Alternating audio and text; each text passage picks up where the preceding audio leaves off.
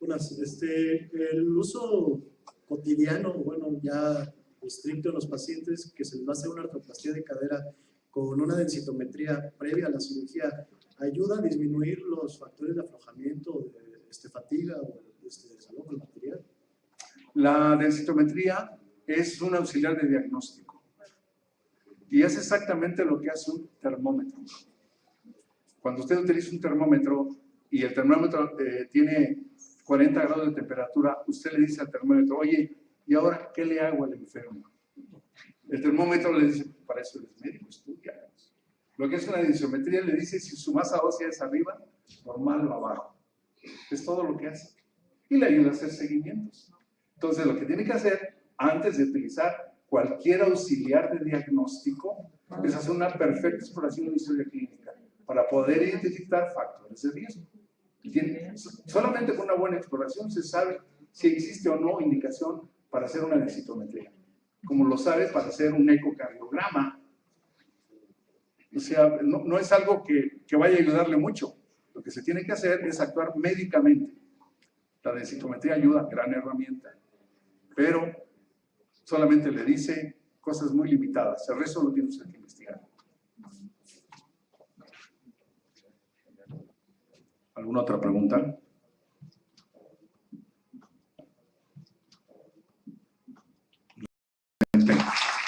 Presentación.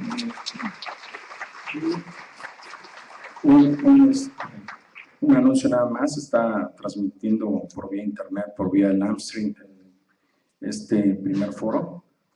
Y a continuación,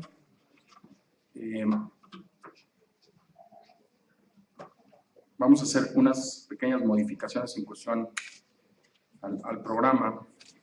Y nuestro siguiente ponente es el doctor Miguel Ruiz Iván. Es especialista en cirugía artroscópica, tratamiento de dolor musculoesquelético. Él viene de Madrid, España, del hospital Ramón y Cajal, y se encarga principalmente de la cirugía artroscópica. Él nos va a platicar un poquito sobre el concepto actual en las lesiones acromioclaviculares agudas. Le damos la bienvenida al doctor Miguel Ruiz.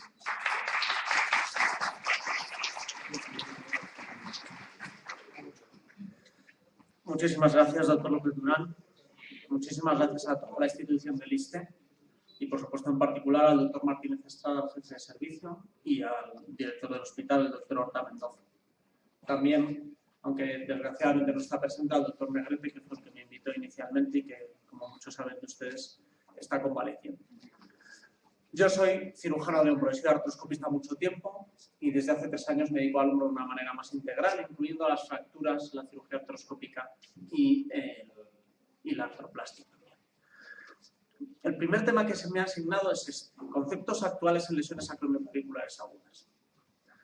Más bien les voy a hablar de las dudas que tengo, cada vez que un paciente viene a una consulta, a mi consulta con una lesión acromioclavicular aguda, o me llama un residente mío a decir que tiene un paciente con una lesión acromioclavicular aguda en la urgencia. Pues muchos de ustedes, aquí hay muchos residentes, dirán que este es un tema que pues, quizá no tiene mucho misterio. Prácticamente todos los que estamos aquí somos capaces de diagnosticar, casi cualquier médico, incluso un médico general, una lesión acromioclavicular aguda. Clínicamente es bastante evidente, una radiografía nos confirma la existencia de una luxación acromioclavicular y el manejo es relativamente sencillo. Muchos de ustedes dirán, pues aquí la única duda es en un grupo selecto de lesiones si es necesario operarlas. Pues bien, yo tengo muchas más dudas. Muchos años después de que tengamos la clasificación de Rockwood, ahora mismo tengo muchas dudas sobre cómo clasificar estas lesiones. Tengo muchas dudas y cada vez más sobre cómo definir aquellas que necesito operar para que tengan buenos resultados. Tampoco sé cuál es el momento ideal para operarlas. Si debo operarlas inmediatamente o puedo esperar a ver si van mal los pacientes y los opero. Y si eso tiene consecuencias para nuestros pacientes. Y, por supuesto, esta es una duda que tenemos todos los que hacemos cirugía de hombro, ¿cómo operamos estos pacientes? Vamos a empezar a hablar de la clasificación de las lesiones acromioclaviculares. Como un breve recuerdo anatómico para aquellos que no se dediquen solo específicamente al hombro, cuando se produce una luxación acromioclavicular, se producen lesiones de los ligamentos más relevantes de esta articulación.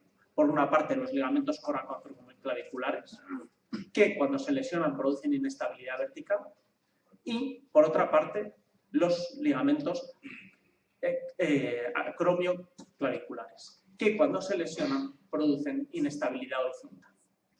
Bien, todos conocemos esta clasificación, la clasificación de Rodwood, que fue descrita en los años 80.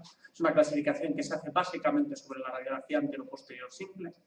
Clasifica las lesiones en tipo 1, donde son pequeños esguinces de la articulación. Las lesiones tipo 2, esguinces más graves, que implican una lesión parcial de los ligamentos acromioclaviculares. Las lesiones tipo 3 asocian una lesión de los ligamentos coracoclaviculares. Las lesiones tipo 4 son lesiones en las que hay un desplazamiento posterior de la clavícula. Y las lesiones tipo 5 son simplemente una manifestación más grave de las clasificaciones tipo 3. Muchos hemos tenido dudas, sobre todo, sobre el manejo de las clasificaciones de las fracturas de las lesiones tipo 3. Y muy recientemente, el año pasado, el Comité para Extremidad Superior de la ISACOS intentó ayudarnos en nuestro manejo de nuestros pacientes y realizó una subclasificación de las lesiones tipo 3, en dos grupos principalmente.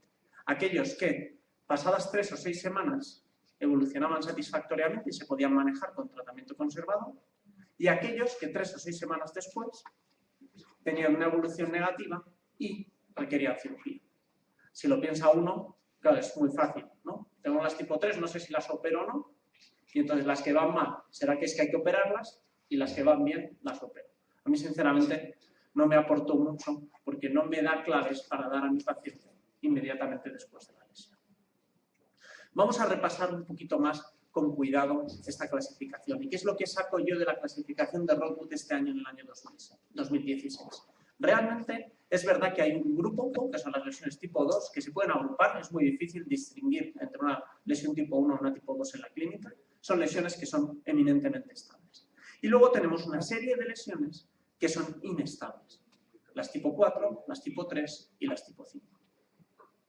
Hay que tener en cuenta que tradicionalmente se hablaba que las lesiones tipo 3 eran inestables verticalmente, las tipo 4 eran inestables horizontalmente y las tipo 5, que eran lesiones tipo 3 venidas a más, eran inestables verticalmente.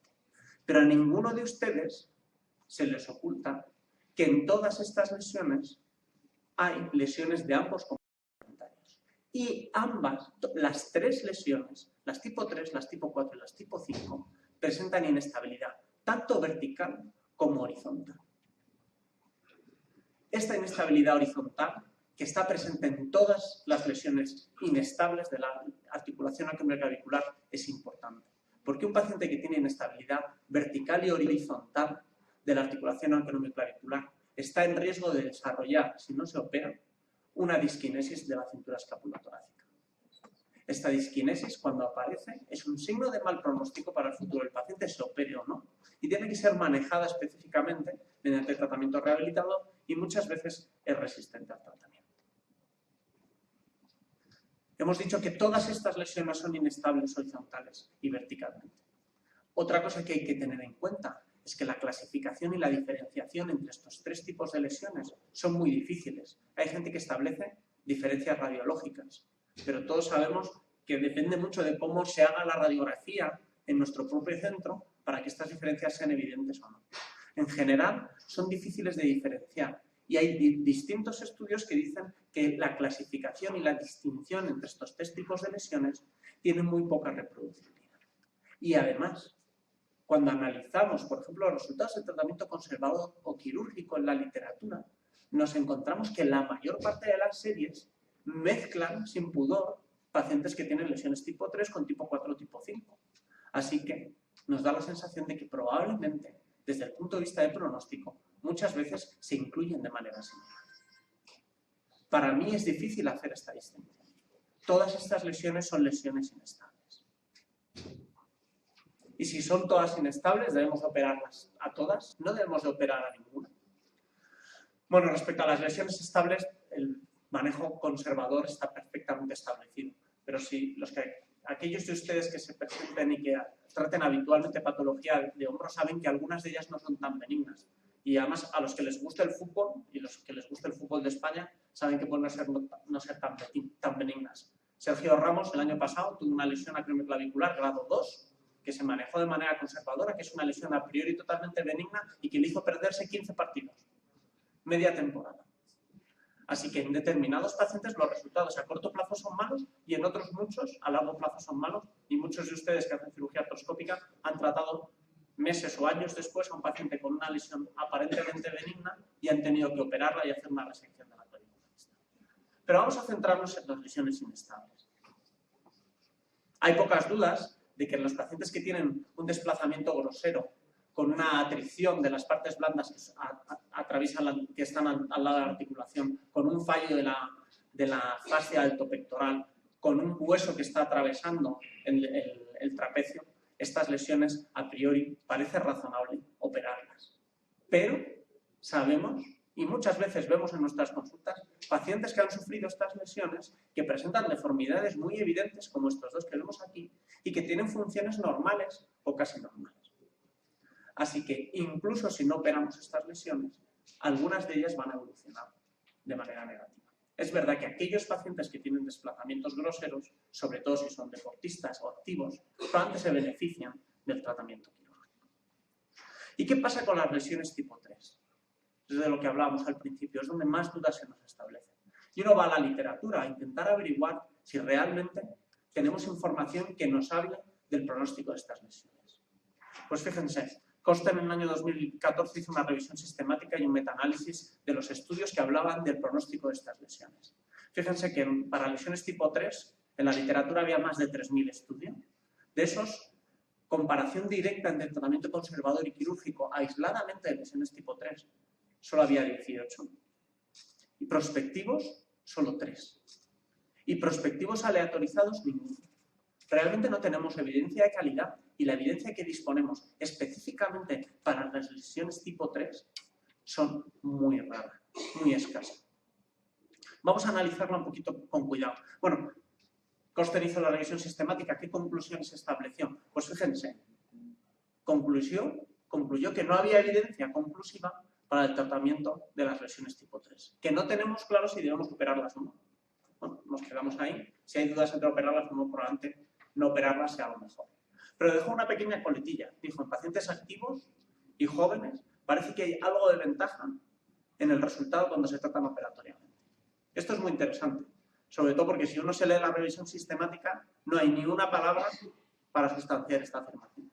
No hay ninguna parte de ninguno de los estudios, ni ningún análisis de población físicamente activa y joven que diga que es que dan mejores resultados con el tratamiento conservador.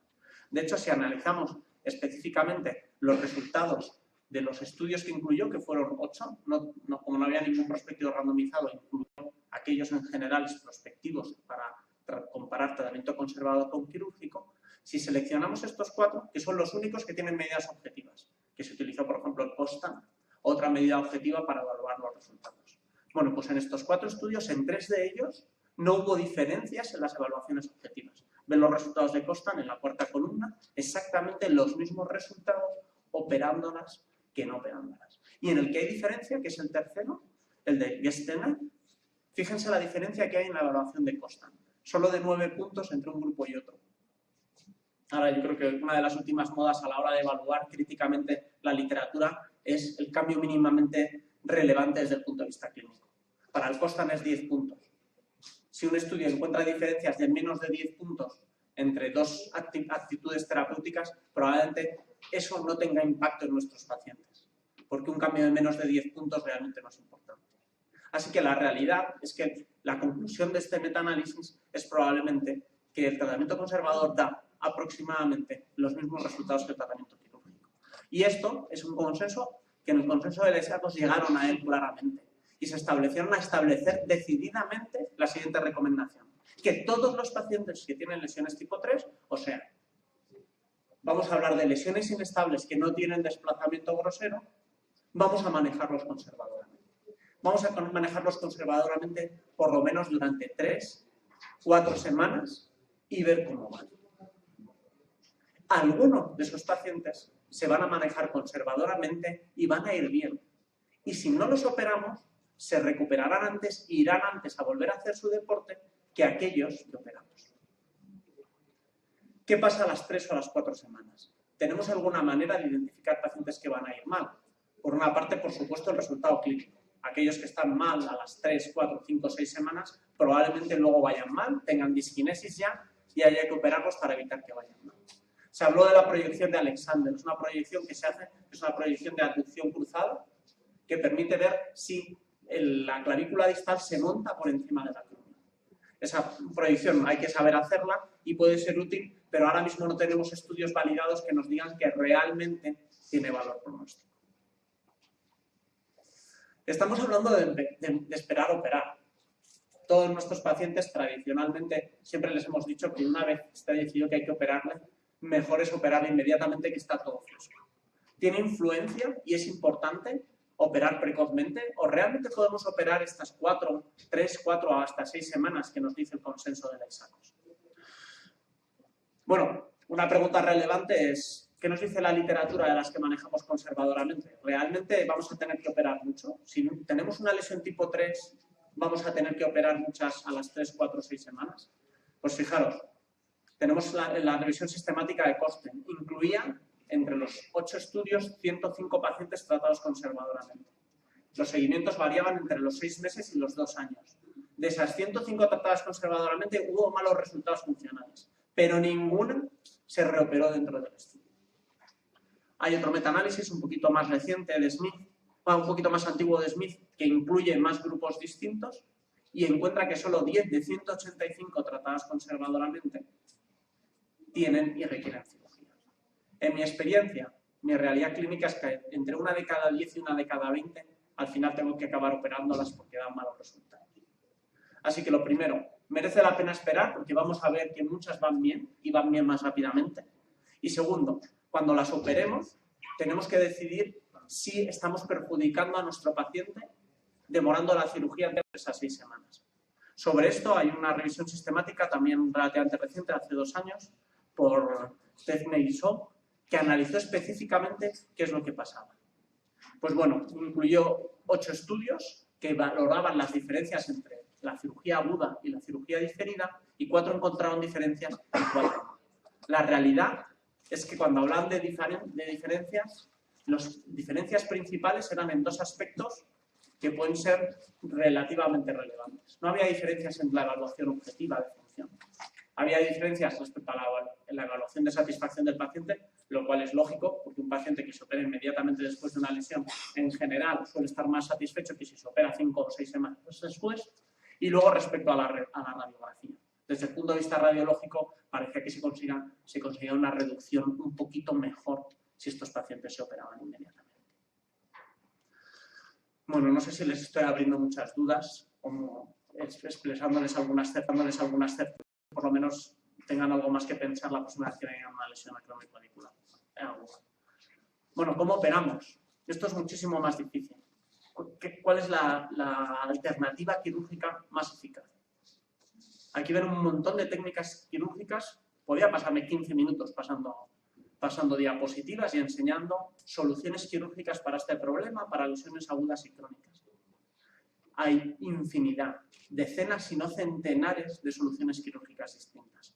¿Cuál es la mejor? Por supuesto, la mejor es la que sabe uno hacer. Pero dicho esto, me voy a permitir hacerle algunas reflexiones sobre algunos conceptos generales. Porque si revisa uno la literatura, todas estas técnicas, todas, desde el tornillo de Washford a las placas gancho, a las reconstrucciones artroscópicas, me pueden enseñar todos ustedes artículos que dicen que dan resultados excelentes. Así que vamos a analizar un poquito críticamente qué alternativas hay.